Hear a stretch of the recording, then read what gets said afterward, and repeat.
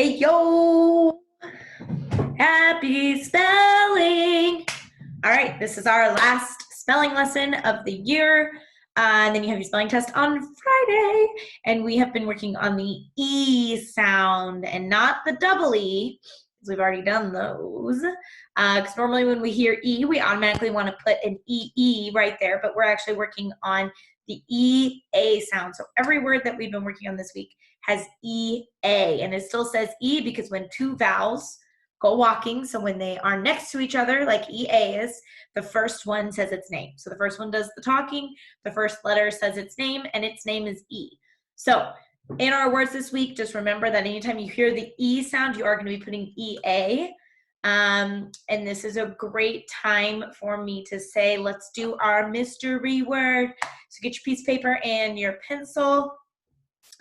Also, if you are watching this in the morning before 11:15, I can't wait to see you all at Mayor Lucas.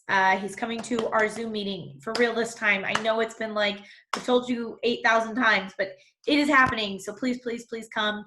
Have your parents there, have your siblings there. Please come and participate. He really wants to see all of Facts in first grade. So please come. All right, what am I doing? Mystery word. Okay. Oh, I guess I have to share my screen. You guys, I'm over here sitting on the spelling PowerPoint. You all can't see it. All right. Share my screen. Here we go. PowerPoint. Okay, so our mystery word today, remember, is going to have the E sound in it. It's going to say E, and it's going to be spelled with EA. I just gave you how to spell one of the sounds. All right, ready? Our mystery word is steam.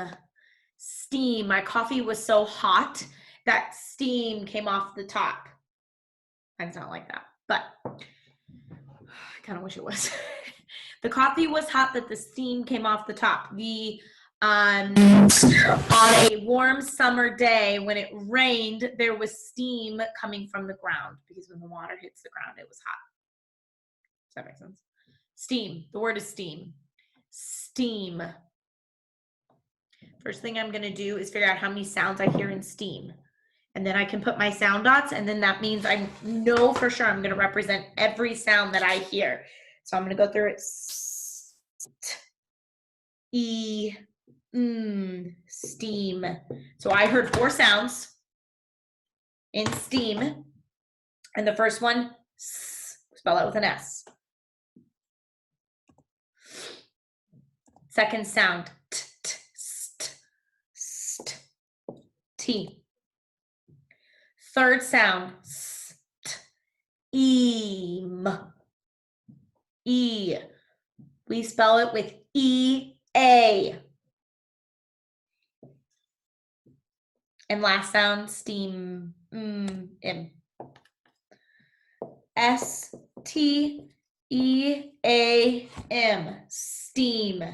Hearing was kind of rough. Steam. Very good. If you spelled your mystery word correct, give yourself a pat on the back. If you didn't, get it right. That was me being really encouraging. All right, here we go. We're going to have our 2 sentences. Let me read our spelling words again down at the bottom. We have each, eat, year, read, clean, dream, show, and know are our 2 mystery words. Now, screech words, not mystery words. For our sentences, remember that I kind of move a little bit quickly. So take your time, pause the video if needed, and let's get going. Just a reminder, we do these videos, we do this specific activity so that you can practice using really, really neat, nice handwriting. And, sorry, Rosie's barking, shocker. So that you can practice writing really nice handwriting, practice writing our sentence that we probably will have on our spelling test on Friday, and then also be adding details to stories, because that's what good writers do, add details. So our first sentence says, each bird in the show has a red cape. I mean, what? I can't wait for you to hear your guys' second sentence. Because, I mean, what a weird sentence, right? Each bird, so each is like Another word for like every bird, each bird in the show has a red cape. I mean, what? What does that even mean? What kind of show is this? And why are there birds? Okay, so remember we have a capital E at the beginning, we have a period at the end. My P sits on the line and comes down. Every other letter sits on the line. So even though we don't have all the fancy lines, we can still make our handwriting look nice by just making sure every letter is sitting on that line.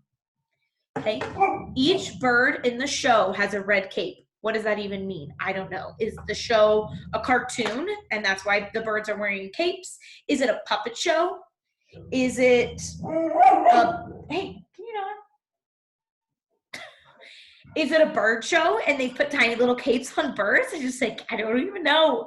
So give me a second detailed sentence. What do you need to have this mix? Rosie, enough, honey. No one's even out there. Literally, like if you guys could see, she is barking at nothing. She's probably barking at a cat, to be completely honest. That's kind of her thing. Or bunnies. She hates bunnies. They just taunt her all day. They sit out the window and they just stare at her and they're like, haha, you can't get us. Okay, anyway, each bird in the show has a red cape. What do you need to add to this for it to make sense to you? Does it need to be what kind of show? Does it need to be what kind of birds? I mean, are we talking huge birds like hawks, falcons? Or are we talking tiny little cardinals that are wearing their little red capes? So many questions. I can't wait to see what you guys come up with and what pops into your brain, because for me, it definitely was like a puppet show popped into my brain. Okay. So remember that we think about what, where, the size of the birds, the color, the capes, where are they, the shape, the background, and the movement. So remember that there's a lot of things to think about when we are adding a detailed sentence. Go ahead and get that done and do your picture for those two sentences. Remember, they go together, so your picture should be one picture that ties the whole both sentences together. Okay, pause me. I'm moving on to number 2. It says, do you know how to read? This one is much easier. It makes much more sense, doesn't it? Do you know how to read? I think I said this last week, but I love this part of spelling that they incorporate questions, because it's something that we don't get to practice a ton in our writing in first grade. So I love that you guys can practice it in your spelling. Do you know how to read? Good. Talking to myself. Good job, Miss Silvers. All right. Do you know how to read? My handwriting doesn't look super nice, but capital at the beginning, question mark at the end, or question mark. The period still sits on the line. It's not floating up. It's not coming down. It still sits there. It's the same height as my lowercase d right here at the end. It's not huge. It's not tiny. It fits with the rest of the letters. Do you know how to read? This is what I don't want. Do not write yes. Do not write no. 1, because all of you know how to read, so you can't say that. Do you know how to read? So tell me, if you want to answer the question, tell me how you know how to read. All right. Maybe you want to put why you're asking that question. Do you know how to read? I need you to help me read instructions. Okay. So once again, add your second detailed sentence. What do you need to make this story more believable? What do you need it to be to make sense to you? So, and then you do your picture.